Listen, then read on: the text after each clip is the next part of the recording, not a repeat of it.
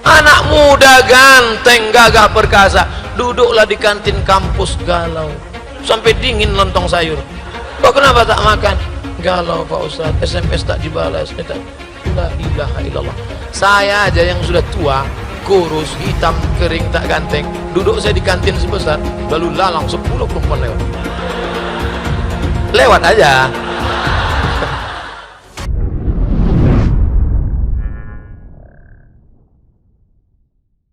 Ustaz, gimana caranya menangani apabila seorang wanita saat diajak nikah tapi memberikan syarat dulu seperti tamat kuliah dulu, macam tak ada perempuan lain, kau cari perempuan lain.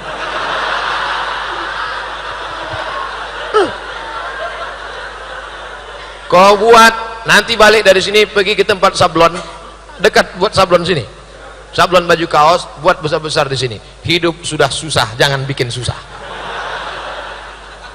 Kau kalau mau nikah sama aku, kupinang kau dengan bismillah. Kalau kau tak mau, bunga bukan setangkai, kumbang bukan seekor, patah tumbuh hilang berganti, hilang satu tumbuh 1000. Oh, perempuan berserak-serak banyak-banyak. Ini banyak anak-anak muda nih otaknya sempit, macam daun kelor aja dunia dianggap. Anak muda ganteng, gagah perkasa, duduklah di kantin kampus galau, sampai dingin lontong sayur. Kok kenapa tak makan? Galau Pak Ustadz, SMS tak dibalas.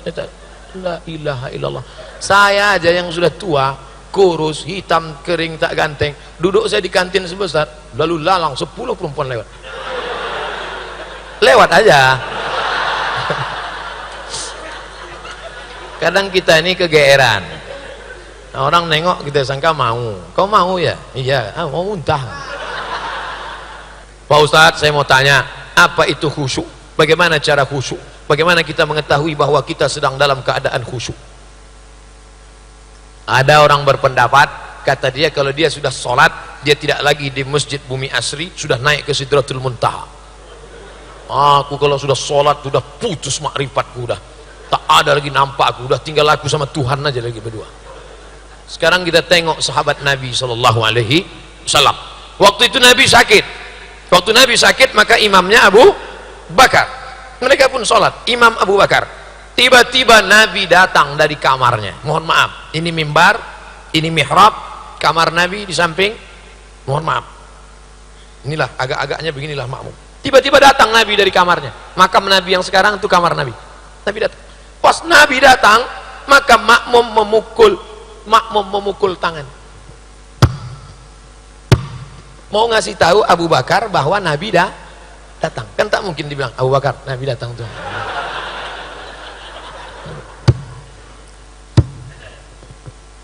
Apa pelajaran dari hadis ini? Bahwa sahabat itu sadar, bukan dia naik ke Sidratul Muntaha. Sahabat Nabi yang disebut dalam Quran yang radhiyallahu an tetap tidak berpindah tempat, sadar dia bahwa ada Nabi datang. Tiba-tiba orang yang baru ikut bersuluk 2 kali berzikir, oh ini Ustadz ngejek tarekat ya? Enggak, saya pengamal tarekat Naqsyabandi, saya pengamal tarekat Syattariyah, saya pengamal tarekat Syaziliyah, saya ambil sanadnya dari Syekh Muwaffaq, tapi tidak yang mengada-ngada cakap, membuat-buat. Kita ini berdasarkan ilmu, bukan kita pergi ke alam lain. Kalau ada orang ngaku aku tadi sholat tak kemana, dilarikan jin itu. Dia tetap sadar di tempatnya. Hadis yang kedua, Nabi sedang sholat jadi imam, tiba-tiba Nabi membuka selop. Waktu itu Nabi sholat pakai selop, Masjid Nabawi belum ada karpetnya, masih pasir. Nabi sholat pakai selop, dibuka Nabi selopnya. Ketika Nabi membuka sendalnya, semua makmum di belakang menengok, membuka sendalnya. Assalamualaikum warahmatullahi wabarakatuh. Assalamualaikum warahmatullahi wabarakatuh. Nabi tengok sendal berserak-serak di belakang.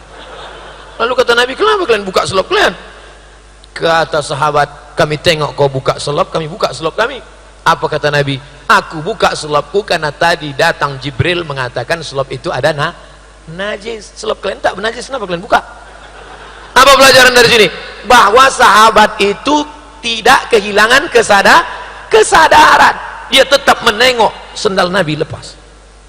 3. Uqtulul aswadaini fis shalah. Kalau kau sedang sholat, bunuhlah 2 yang hitam. Kalau sedang sholat, bunuh 2 yang hitam. Apa yang dimaksud 2 yang hitam? Al-af'a wal aqrab. Aqrab kala jengking, af'al thu'ban, ular. Artinya apa? Waktu sholat mata terbuka. Coba tutup mata, tiba-tiba datang anaconda. Hah? Sholat tidak kehilangan kesadaran, tapi sholat orangnya tetap mengingat Allah. Udah jelas. Ini untuk membantah orang yang mengatakan bahwa dia khusyuk sampai hilang kesadaran. Dia tetap ingat Allah, dia tetap fokus di tempatnya, dia tetap membaca. Ustadz, sholat itu mata terbuka apa tertutup? Mata terbuka. Tapi kalau tak fokus, tak khusyuk, boleh ditutup. Nggak tahu kawan yang di depan itu kadang, makanya kalau sholat pakai baju yang tak ada tulisan. Ini ada orang pakai baju kaos di depan, tertulis coblos nomor. Itulah mata khusyuk. Udahlah datang terlambat, tertulis pula di belakang, emang masalah buat lo. Mata khusyuk. Saya kalau ada yang model-model gitu, saya tutup mata. Lah, lalu bagaimana caranya khusyuk? Kata Syekh Ali Tantawi ada 5. Yang pertama, ketika berwudu jangan bercakap. Makanya waktu berwudu itu saat air masuk ke mulut, makrifat hakikatnya keluarlah dosa-dosa mulut. Hadis riwayat Ibnu Majah. Saat air menyiram muka, keluarlah dosa dari kelopak biji mata. Saat air menyiram tangan, keluarlah dosa dari celah-celah tangan. Saat air mengusap kepala, keluar dosa isi kepala, otak sampai ke lubang telinga. Saat air menyiram kaki, keluar dosa dari celah-celah kaki. Kan sambil bercakap. Ini banyak orang sekarang sambil wudhu cakap. Nah, kan udah aku bilang sama dia, jangan. Tapi itulah datang juga, memang entah apalah maksudnya. Hanya kentut juga sama dia itu. Itulah kita khusyuk. 2, dari tempat wudhu ke tempat sholat tak boleh tasbih. Tak boleh tasbih. Tasbih itu apa? Ketak. Kalau tasbih aja tak boleh, apalagi update status. Putus kontak HP mati. Dah, tasbih boleh, tasbih tak boleh. Tasbih, subhanallah, subhanallah, subhanallah. Bro, gimana habis sholat itu jadi kita makan sana? Subhanallah, subhanallah.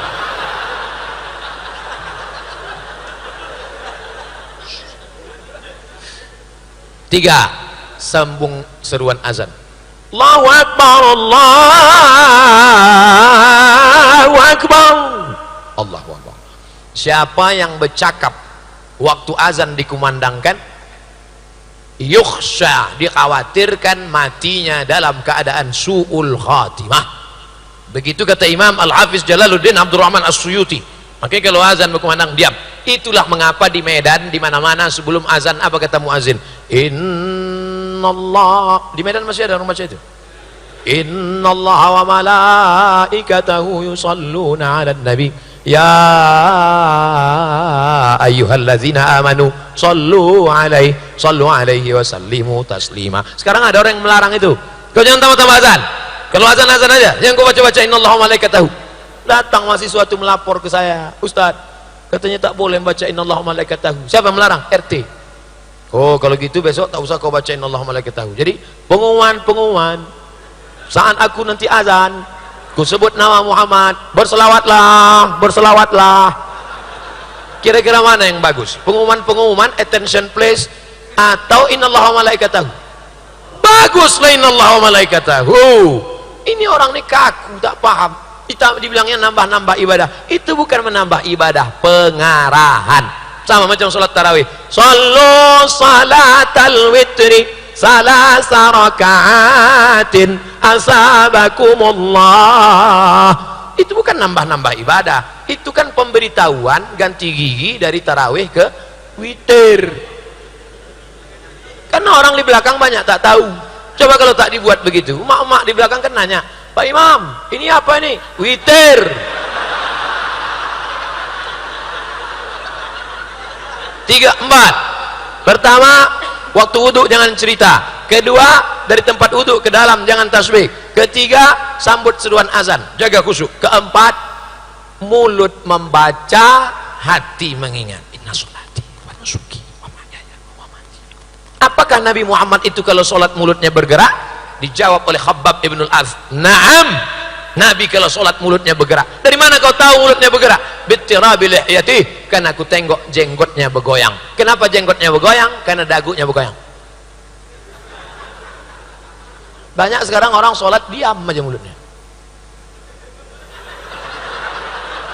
Dah, Apa dibacanya? Baca inna salati wa nusuki wa mahyaya sami'allahu rabbana lakal hamd.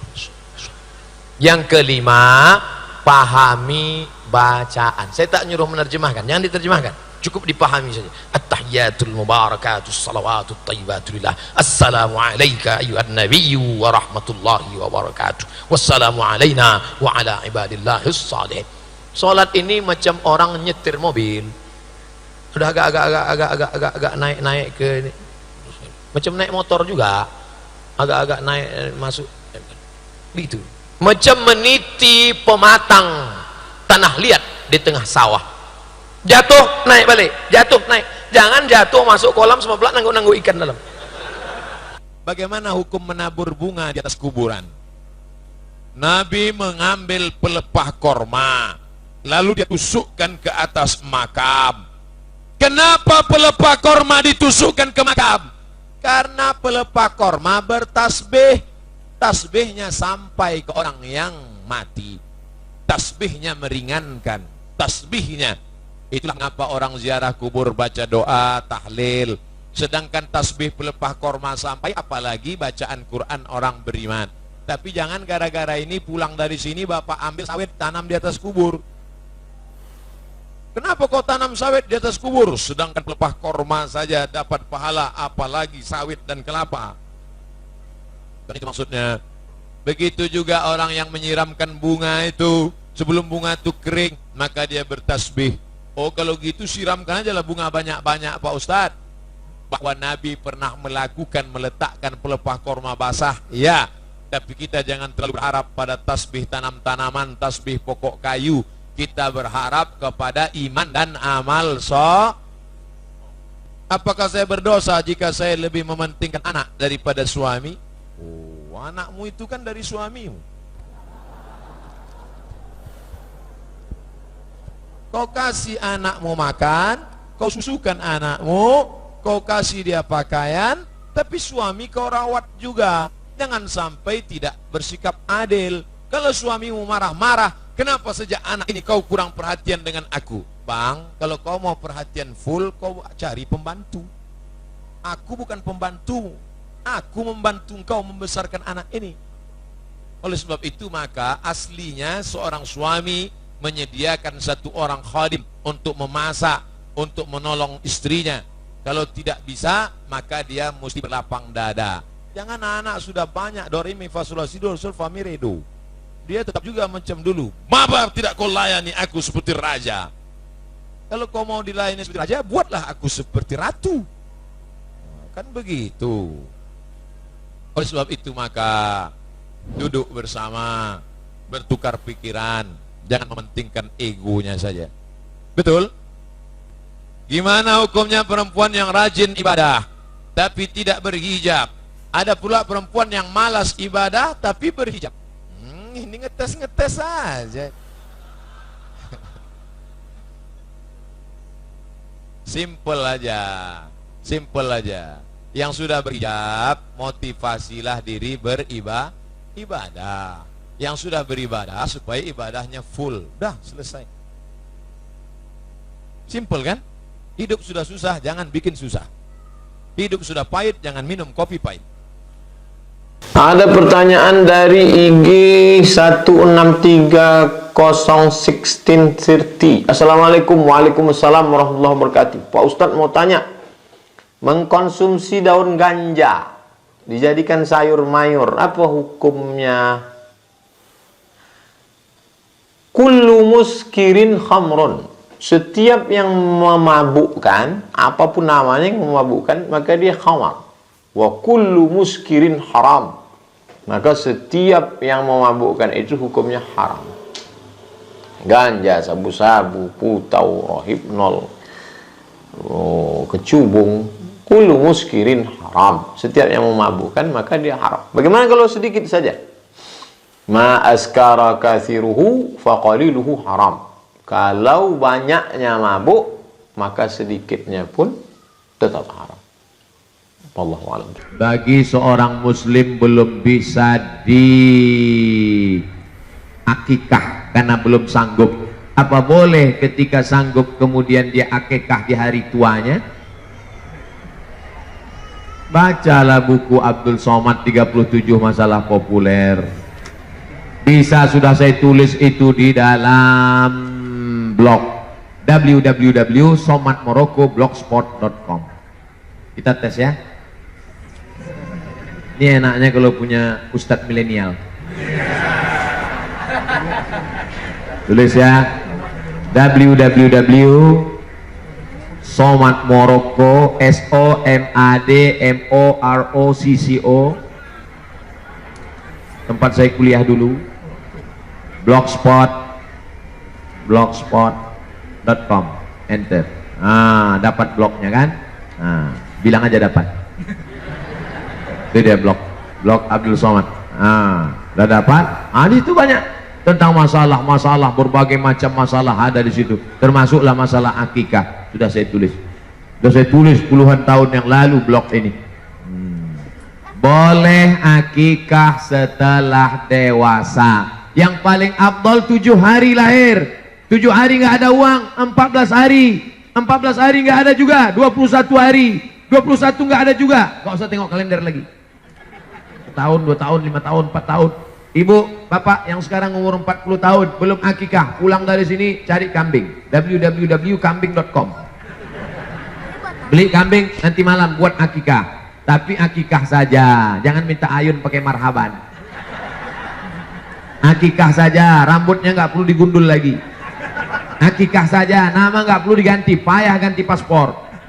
Bolehkah akikah setelah dewasa? Boleh. Lihat dalil-dalilnya udah saya tuliskan. Nah ini boleh akikah, silakan. Bapak ibu yang belum akikah, silakan akikah. Apa hukum akikah? Tidak wajib, sunnat muakkad. Kullu mauludin, setiap anak yang lahir, murtahanun bi aqiqatihi, tergadai dengan akikahnya. Bagaimana cara menebus anak yang tergadai? Tuzbahu anhu yauma sabihi, sembelih kambing hari ke-7. Yuhlaku, cukur rambutnya. Wa yusamma, kasih nama yang baik. Rambut dia di dalam tadi bercampur dengan darah najis kotor, bersihkan, gundulkan kepalanya. Kasih nama yang baik. Nama yang baik, nama yang bagaimana? Nama yang dinisbatkan kepada Allah. Abdullah, Abdurrahman, Abdurrahim, Abdul Somad, Abdul Latif.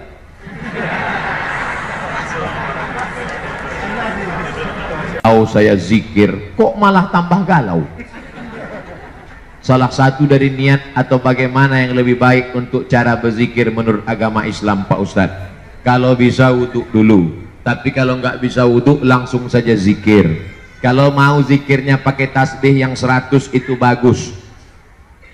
Banyak orang pergi umroh lebih lama milih tasbih daripada bertasbih.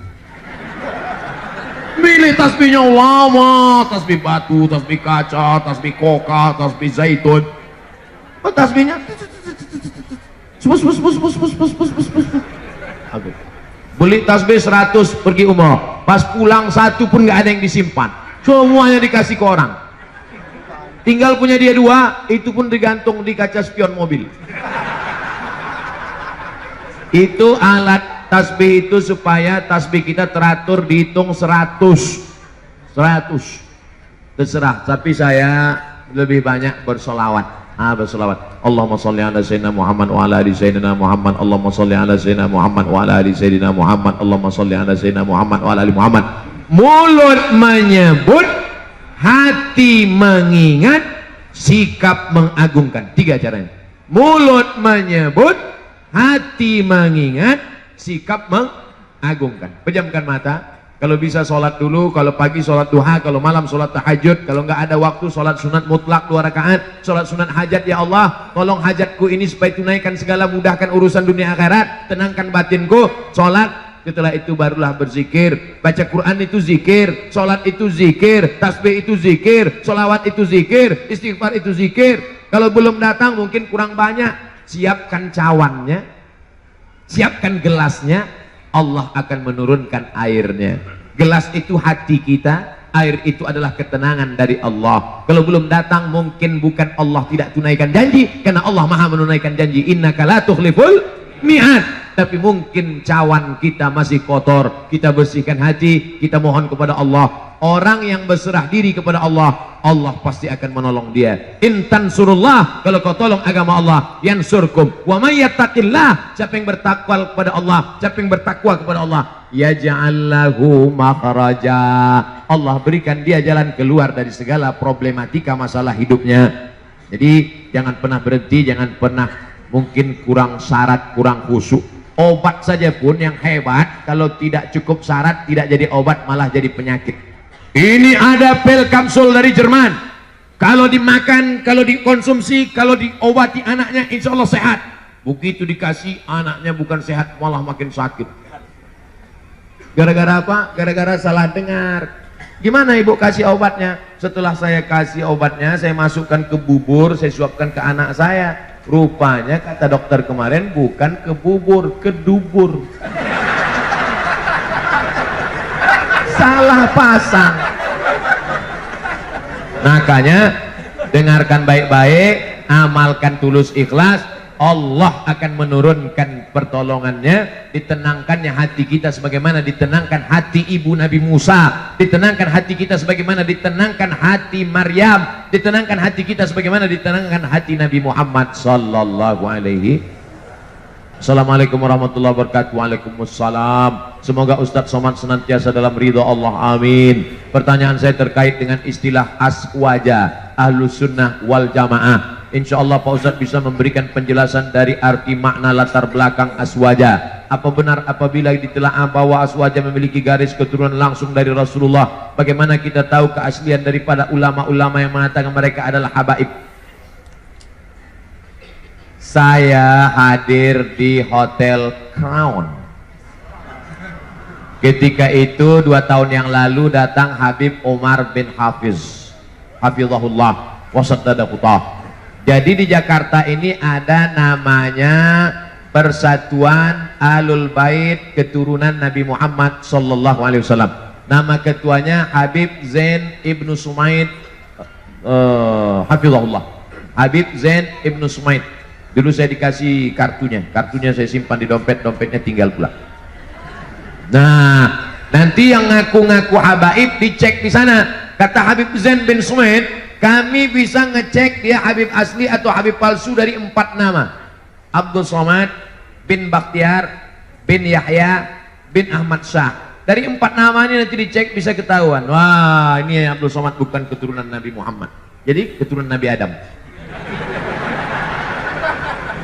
Bisa dicek. Jadi nanti kalau ada orang ngaku, itu pasti ada silsilah nasab dia. Al-Haddad, Al-Shihab, Al-Jifri, Al-Sakaf, Habib Salim As-Sagaf Al-Jufri, Habib Rizik Syihab, Habib Fulan. Ini ada silsilah nasabnya sampai kepada Sayyidina Ali, sampai kepada Sayyidina Al-Husain, Husain anak Sayyidatuna Fatimah, Fatimah anak Sayyidina Muhammad sallallahu alaihi wasallam. Adapun makna ahlus sunnah, orang yang berpegang kepada sunnah-sunnah Rasulullah sallallahu alaihi wasallam. Apakah pernah Nabi duduk-duduk di masjid buat pengajian seperti ini? Pernah. Nabi duduk, Sayyidina Ali, Abu Bakar, Umar, Utsman, Ali, Thalhah, Zubair, halaqah namanya. Halaqah artinya lingkaran. Maka perbuatan kita ini sesuai apa tidak dengan sunnah Rasulullah? Sesuai. Maka perbuatan yang sesuai dengan sunnah dilaksanakan. Perbuatan itu dilakukan oleh orang ahlus sunnah. Ada ahlus sunnah, ada lawannya, namanya apa? Ahlul bid'ah. Perbuatan yang tidak dilakukan oleh Nabi Muhammad SAW, memisahkan antara laki-laki dan perempuan. Sunnah apa bid'ah? Sunnah, tak boleh campur aduk. Makanya dibuat itu ada pagar. Agak langgar-langgar pagar sedikit karena. Tapi nanti pas ketika sholat, apa kata imam? Sufuf, luruskan saf. Saf laki-laki yang paling baik di depan, saf perempuan yang paling baik di belakang.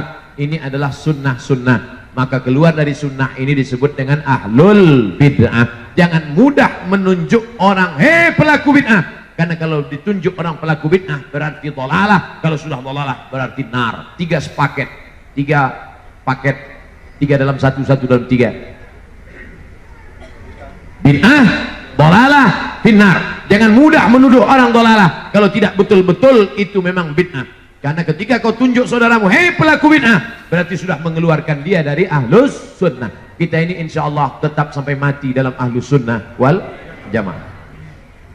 Saya mau tanya tentang orang-orang yang pernah menerima transfusi darah. Apakah darah yang diterimanya itu dapat mempengaruhi dia terhadap sifat anak-anak yang dilahirkan sesudah itu? Menurut fatwa ulama Al-Azhar Mesir tempat saya kuliah, transfusi darah dari darah siapapun boleh selama darah manusia. Jangan darah ular sawah. Selama darah manusia, tak perlu kau tanya ini darah siapa, Islam apa tak Islam, maling apa koruptor, tak perlu. Selama darahnya sesuai, darah O, darah A, darah C. Ada darah C? Tak ada. Darah. Saya mau ngetes saja jamaah masih sadar apa enggak. Saya waktu pertama kali cek darah, dilobangi ujung jari, diletakkan di atas kaca, dicek. Wah, darah Ustadz Somad darah paling mahal. Darah lu apa darah segmen ya? Darah, kata dokter darah Ustadz Somad ini darah paling mahal, darah AB kata dia. Saya waktu itu bangga. Wow, Ustadz, darah mahal itu payah nanti kalau donor. Yang paling bagus itu apa dokter? Darah O, mudah aja kata dia. Artinya apa? Terserahlah, itu memang sudah kudrat iradat Allah Subhanahu wa ta'ala. Asal jangan darah biru aja lah. Darah biru berarti habis kena tinju bengkak. Nah, kalau nanti bapak ibu sakit, ada orang donor dari Palang Merah Indonesia, tidak perlu tanya ini darah siapa, sukunya apa, agamanya apa. Yang penting dengan cara yang benar. Adapun pengaruh-pengaruh jelek negatif yang disebut berasal dari darah itu, kalau makanan itu kita makan dari jalan haram, dibeli uang haram, sepiring nasi uduk. Jangan nasi uduk lah Pak Ustadz, kesukaan saya mie ayam. Jangan mie ayam lah Pak Ustadz, makanan saya lontong sayur.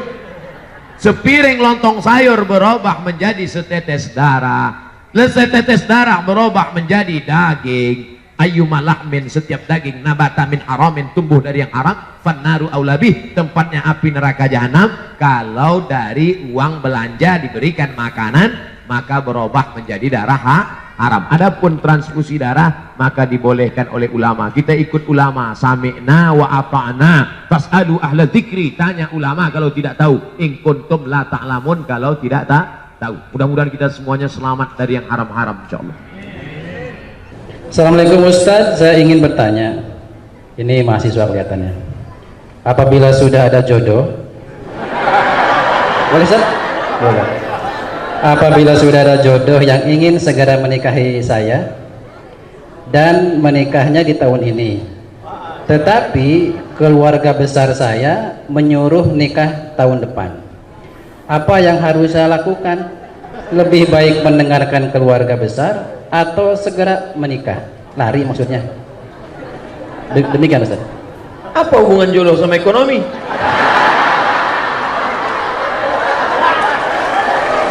Karena jodoh terkendala disebabkan oleh ekonomi. Banyak yang ngaku. Jadi ekonomi ini menggantung kepada segala aspek. Ibadah menjadi khusyuk karena ekonomi. Ceramah menjadi khusyuk. Kenapa saya ceramah di tazkiyah ini khusyuk? Ekonominya bagus, AC-nya kencang. Coba kalau di tempat lain berkipas saja lah. Ekonomi Islam adalah di sini Masya Allah, di sudut-sudut ada AC. Hebat. Hebatnya lagi AC-nya nggak kelihatan karena dimasukkan ke dalam dinding. Dasar. Kenapa acara ini bisa diliput di seluruh dunia, bisa melihat? Karena ekonominya mapan, kameranya besar-besar.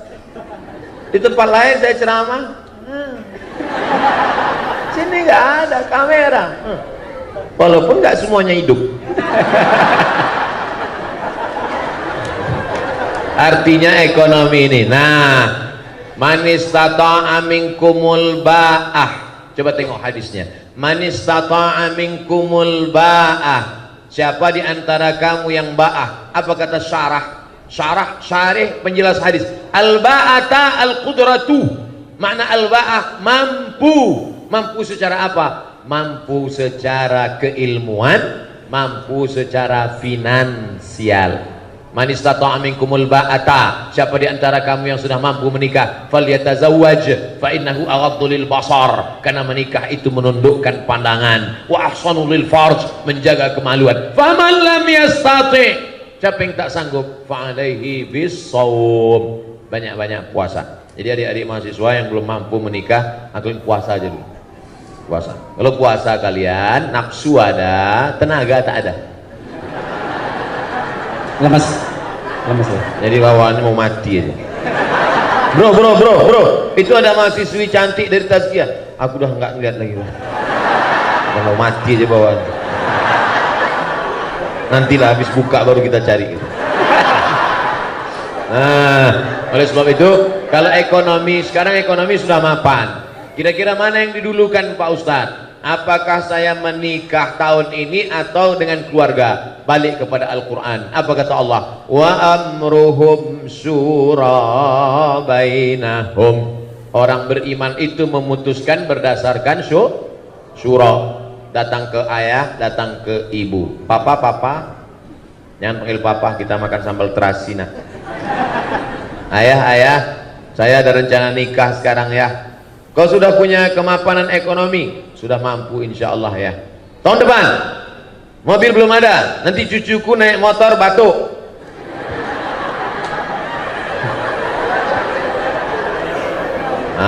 Ini apa kata Allah? Iyakunu fuqara. Kalau calon mantumu itu fuqara, miskin, yughnihimullah. Allah yang akan membuat dia kaya. Nanti datang ke dia. Kamu mau minang anak saya? Iya Pak. Datang aja naik Grab.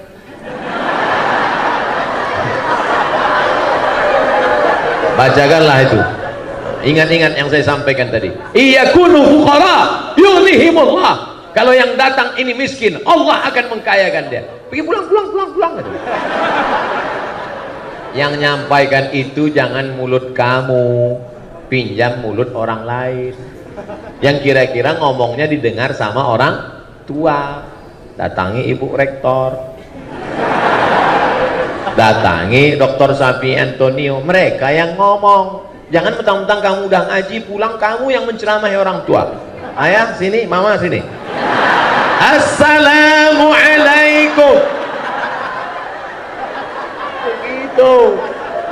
Musyawarah. Jangan nikah diam-diam. Nanti sudah punya anak baru kalian pulang kampung. Orang tua tak tahan darah tinggi.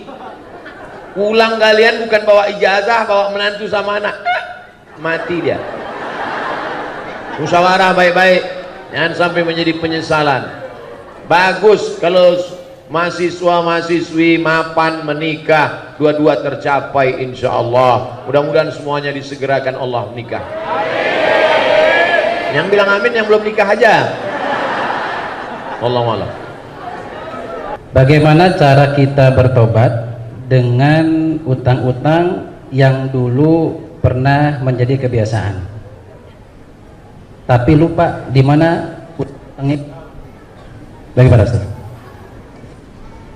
Orang yang paling tinggi IQ-nya, cerdas pun, kalau udah cerita utang ini banyak juga lupa. Nggak tahu entah kenapa, memang begitu. Nah, jadi antum jangan merasa cuma antum aja.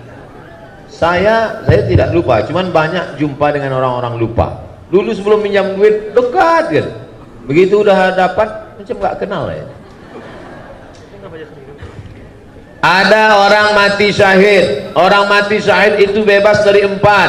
Tidak merasakan sakaratul maut, tidak merasakan azab kubur, tidak merasakan hisab, langsung masuk surga. Ilat dain, kecuali utang.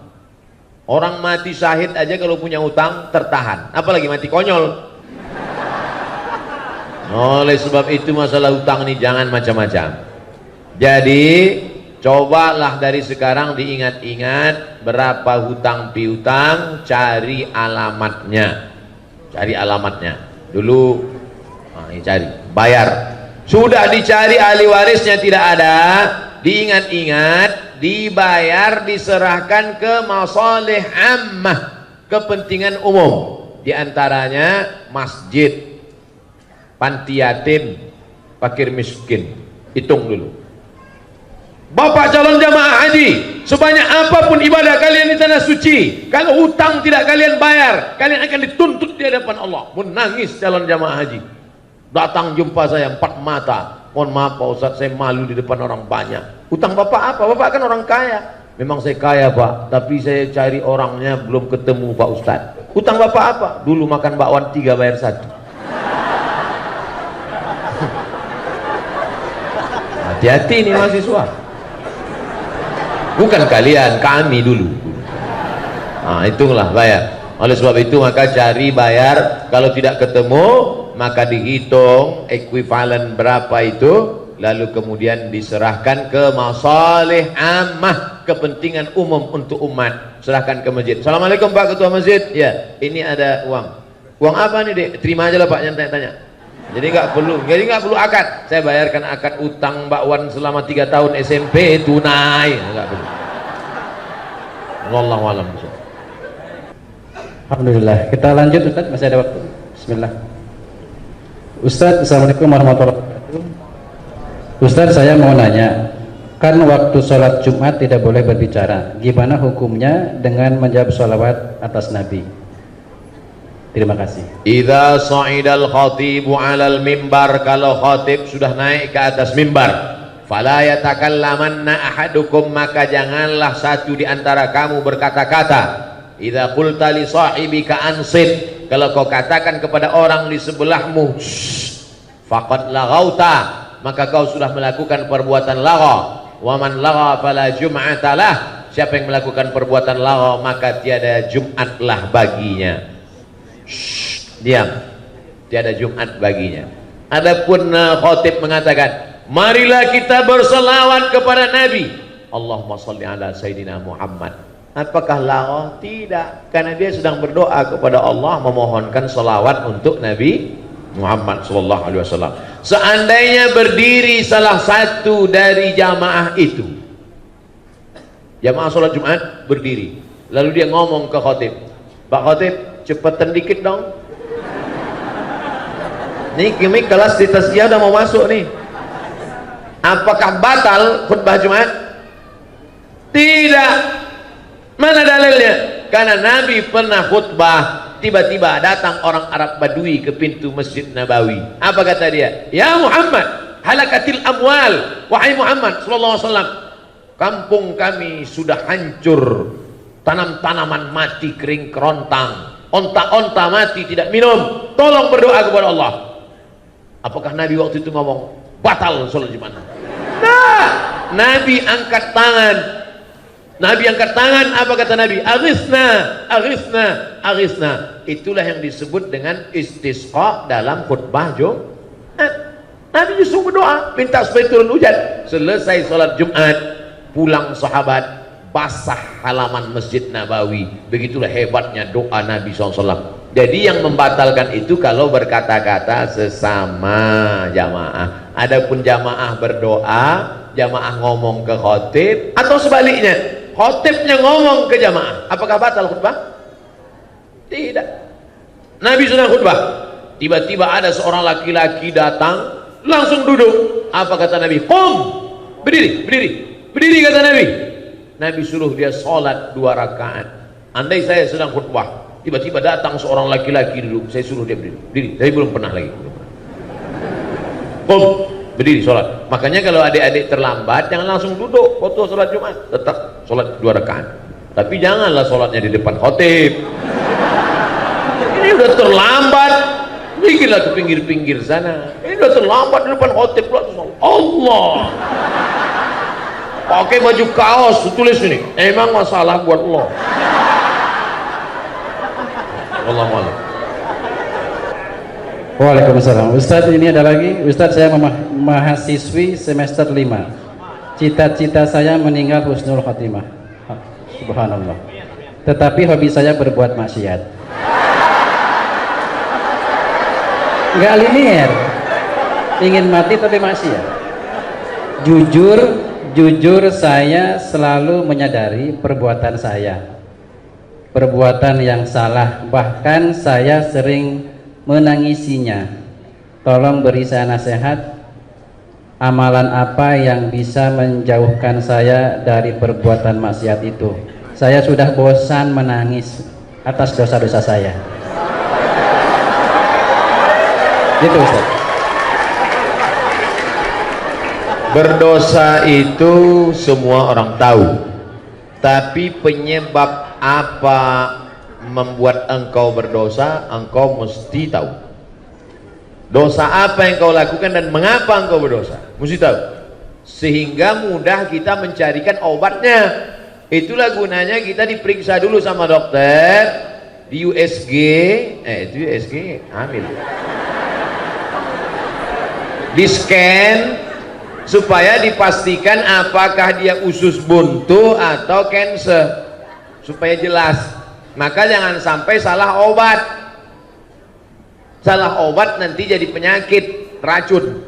Oleh sebab itu maka diketahui dulu penyakitnya apa. Ini pertanyaannya umum, maka saya jawab secara umum. Pak Ustadz, saya bergelimang dosa. Dosamu apa? Penyebabnya apa? Dosa saya ini karena sebabnya ini. Cepat atasi. Dosa ini penyebabnya ini. Obatnya ini, atasi ini. Karena secara umum biasanya dosa hinggap kalau kita selalu sering sendirian. Maka jangan sendirian. Harus berjamaah. Buat komunitas. Saya senang anak-anak muda ini punya komunitas-komunitas. Saya banyak jumpa komunitas. Kamu dari komunitas mana? Saya dari komunitas jombloan fisabilillah Pak Ustadz. Mantap. Kamu komunitas mana? Saya komunitas petato taubat Pak Ustadz. Mana tatomu nggak kelihatan? Nih, ada satu titik. Kamu komunitas mana? Saya dari komunitas subuhan berjamaah Pak Ustadz. Bagus. Nah, jadi yang pertama jangan sendiri, jangan pernah sendiri. Sekarang ini komunitas tazkiyah. Nanti pulang ke kos-kosan, mulai setan mendekat. Maka di komunitas kos-kosan juga cari komunitas kos-kosan yang islami. Saya dapat berita katanya di sekitar Bogor Tazkiyah punya tempat tinggal yang islami. Betul tuh. Nah ini terjaga dia. Nanti di grup juga, di grup itu juga ada grup-grup yang menjaga kita. Kalau berada di grup yang buat maksiat keluar. Kamu coba lihat grup-grupnya, pasti cek grup homo. Ngapain kau di dalam? Saya mau mendakwahi mereka Pak Ustaz. Astagfirullah. Kau nggak kuat bro. Belum tentu kuat. Nanti kalau sudah kuat baru. Jadi kalau ada grup yang kira-kira menyelamatkan kita. Jadi yang pertama menyelamatkan diri ini adalah pertama taubat nasuha, mandi taubat. Setelah itu berjamaah buat komunitas. Setelah itu istiqomah. Makanya nanti buat komunitas ada datanya, kartunya, fotonya, nomor handphonenya. Kalau nggak datang ditanya, ente nggak datang, kenapa nggak datang? Ada ketuanya, ada. Nah, jadi insya Allah terjaga dia. Pertama taubat, yang kedua komunitas, yang ketiga istiqomah. Maka insya Allah kalau tiga ini dijaga, selamat kita. Mudah-mudahan yang mau bertobat, tobat segera tobat sebelum malaikat maut datang. Ingat, malaikat maut datang tidak pernah melihat akte kelahiran. Jangan kalian pikir karena semester 5 malaikat masih lama. Semester 2 aja banyak yang gol. Wallahu a'lam bishawab. Ustaz ada 3 lagi? Boleh? Baik. Assalamualaikum warahmatullahi wabarakatuh. Ustaz, teman saya mengamanahkan pertanyaan.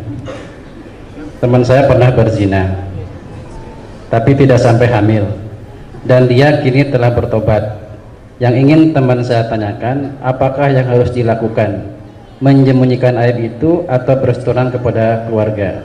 Terima kasih. Dia laki-laki perempuan? Tulisannya, ini temannya soalnya. Kalau laki-laki berzina, habis itu dia nikah, istrinya kan nggak tahu kan? Nggak tahu. Karena nggak ada labelnya.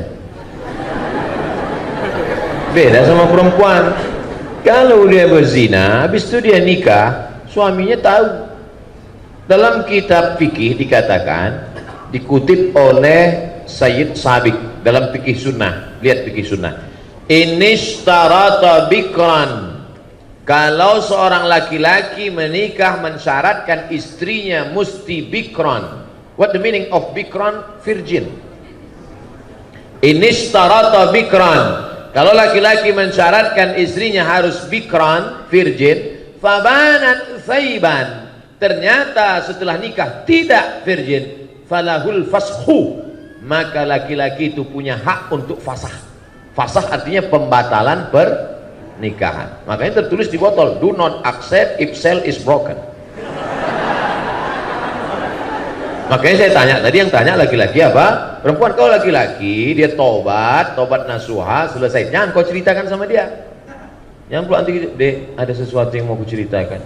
Apa bang? Kau bukan yang pertama. Apa? Tapi kalau perempuan kau harus cerita, karena kalau tidak nanti ini bahaya. Cuman menanyanya jangan langsung pancing-pancing dia dulu. Pancing dia, Mas, ya, apa sih arti keperawanan bagimu? Terus dia bilang, alah, nggak ada. Aku pun nggak perjaga, katanya. Apa?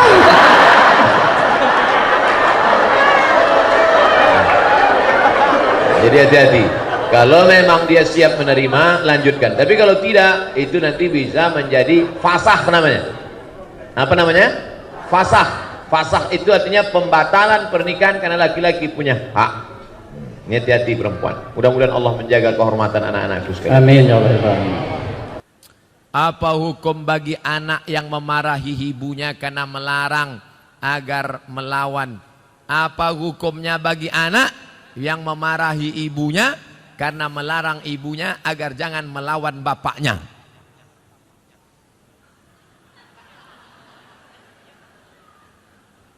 Ibu bapak mesti berpikir baik-baik. Anak tuh ada kan karena hubungan ibu bapak baik dulu kan. Kalau tak baik mana mungkin dia ada. Sekarang setelah dia ada, kenapa dia yang jadi korban? Ibu marah, otomatis dia marah. Anak ini melawan. Dan kalian sebagai anak tak boleh kalian lawan ibu ayah. Tak boleh. Walaupun dia kafir, tak boleh. Wa in jahadaka, kalau bapak ibumu memaksamu ala an tusyrika bi, mempersekutukan Allah, fala tuti'huma, jangan kau ikuti. Tapi untuk melawan tak boleh. Wa sahibhuma fid dunya ma'rufa, tetaplah berbakti kepada orang tua. Jangan mentang-mentang udah ngaji, balik dari sini panggil mak. Mak, sini. Assalamualaikum. Kan begitu caranya. Tapi dengan cara yang santun. Tapi dia nyuruh saya melawan ayah saya, Pak Ustadz. Cari nenek mama, cari walim ulama. Ibu kamu tuh suka ngajinya sama siapa? Oh, dia sama ngaji sama Ustadz Jel Fatullah. Aku kasih tahu, Ustadz Jel, tolong ceramahi. Ustadz Somad menyabui Ustadz Jel, apa hubungan Ustadz? Itu kakak kelas saya. Kakak kelas saya. Banyak orang yang tersentuh hati mendengar ceramah Ustadz Jel. Oh, dengan Ustadz Jel dia tak mau. Sama siapa? Dia maunya dengan Dr. Eka Putra Wirman. Itu kakak kelas saya juga dulu di Maroko. Dengan Ustadz Eka. Dengan doktor, Pak Rektor Win. Oh, maunya dengan Ustadz Fulan. Dia dengan Ustadz tak mau. Maunya dengan nenek mama. Dengan tokoh adat. Dengan tokoh masyarakat. Pokoknya cakap siapa yang dia dengar. Nah, insya Allah. Begitu. Bukan kita yang melawan. Karena melawan orang tua ini luar biasa. Mudah-mudahan kita termasuk anak-anak yang berbakti pada orang tua, insya Allah.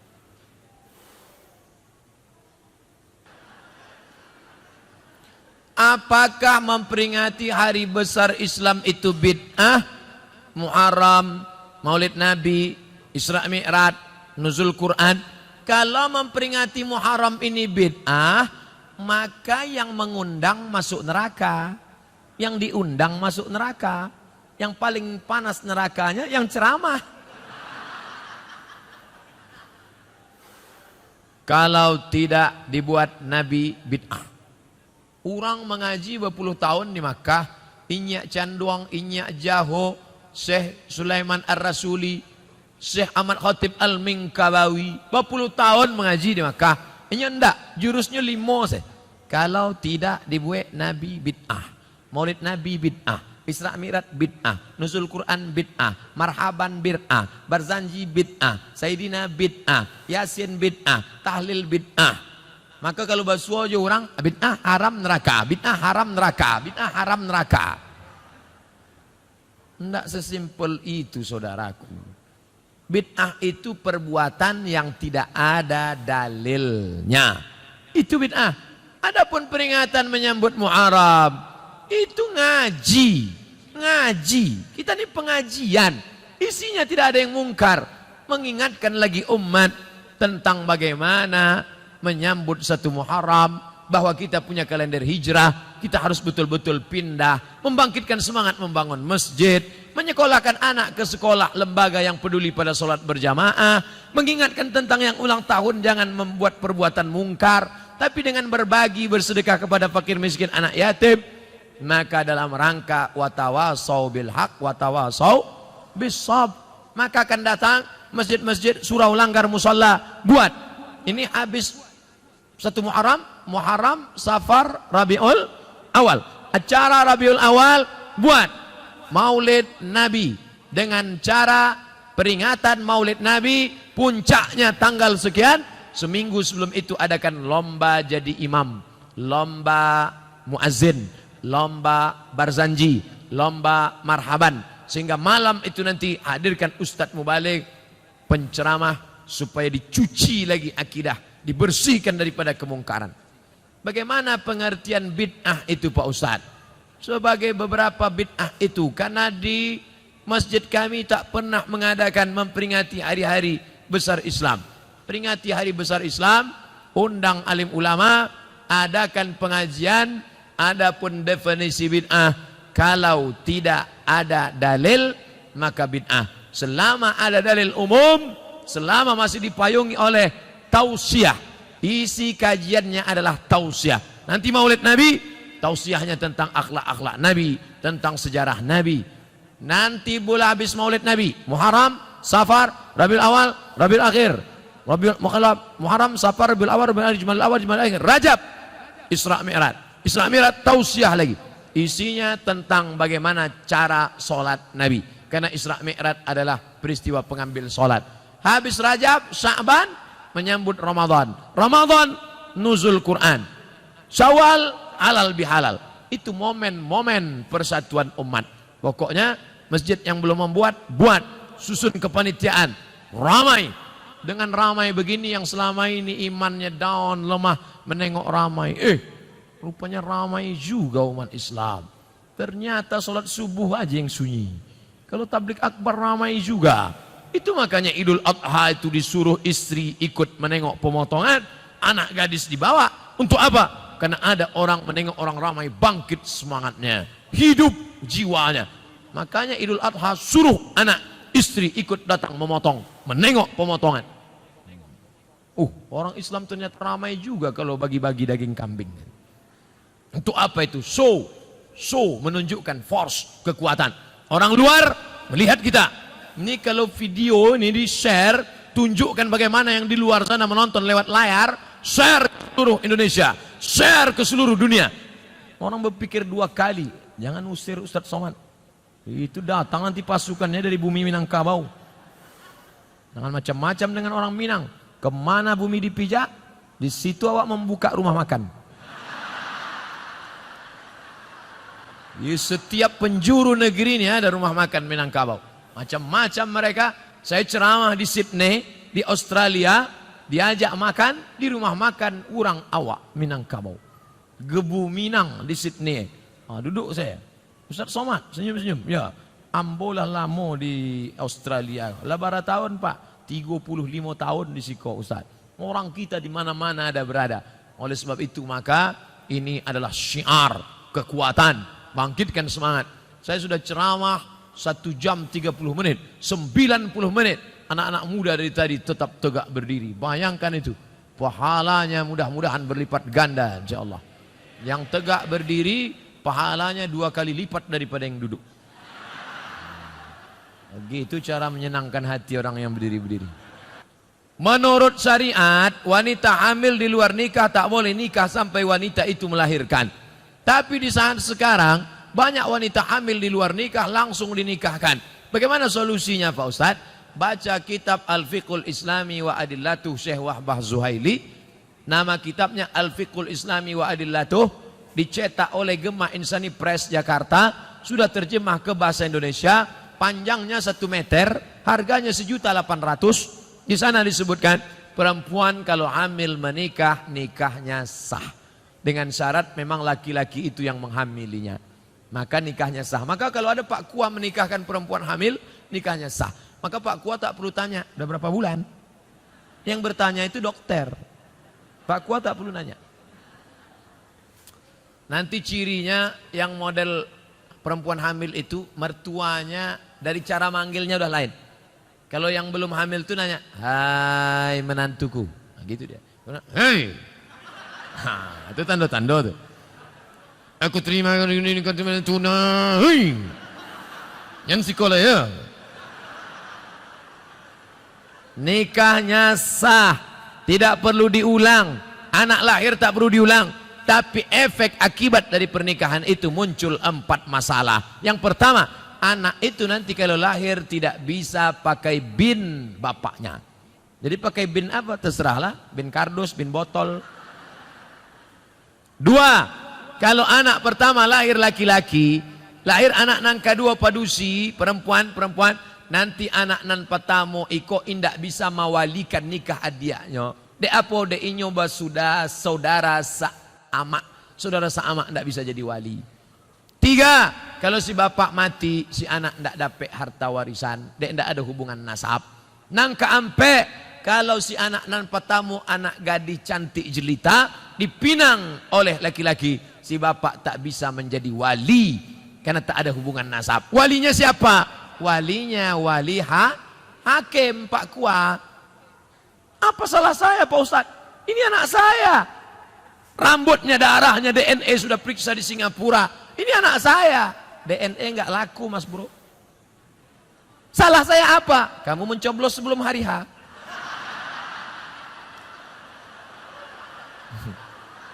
Ambo sebenarnya ndak ambo magi tahu salahnya, tapi dia maksa jo. Itulah salahnya. Lah jale. Ustadz, kan zaman sekarang banyak wanita yang menggunakan bulu mata tempel. Yang bulu mata ini yang mana? Ini. La'anallahul washimat. Allah melaknat tukang buat tato.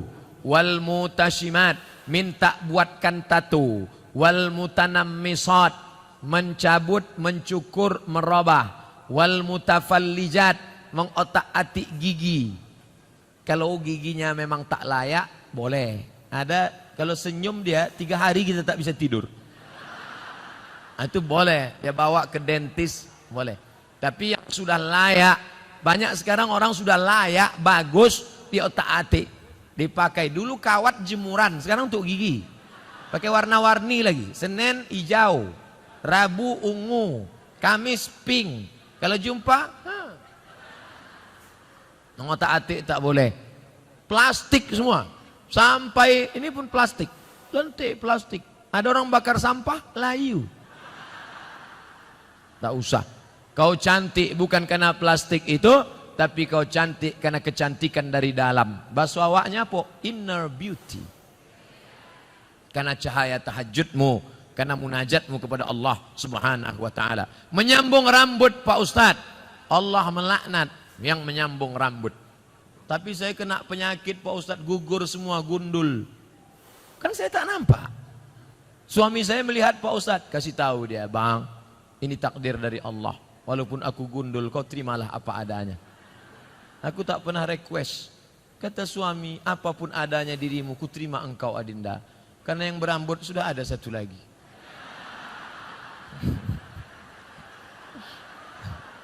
Nggak bergurau jangan berang. Insya Allah bapak itu bisa menerima ibu apa adanya. Kita doakan supaya hati bapak tak berpindah ke lain hati insya Allah. Nggak lo banyak yang mengaminkan.